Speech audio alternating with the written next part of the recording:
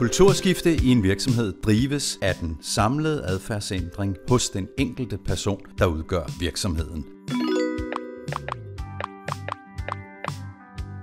En af de store udfordringer ved et kulturskifte er, at mange mennesker har en begrænset tiltro til deres egen evne at ændre måden, de tænker på, og ikke mindst deres adfærd. Derfor har de begrænset tiltro til, at virksomhedens evne til forandring vil slå igennem. Grunden til dette er, at de fleste mennesker i verden på et tidspunkt er blevet skuffet, når de har forsøgt at skabe en vedvarende forandring i deres tilværelse. Årsagen til dette er, at vi tror, det handler om viljestyrke.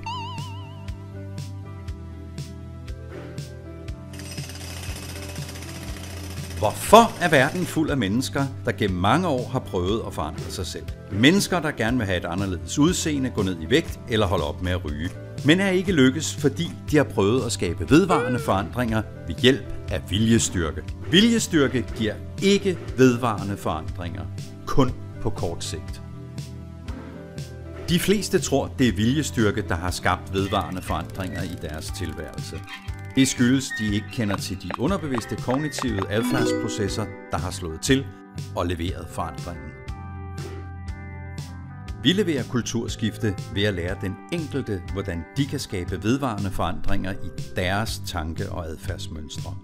Dette indebærer, at den enkeltes adfærdsstandard bliver udskiftet med nye standarder, der skaber den nye virksomhedskultur. Kulturskifte i en virksomhed drives af den samlede adfærdsændring hos den enkelte person, der udgør virksomheden. Og det er det, vi gør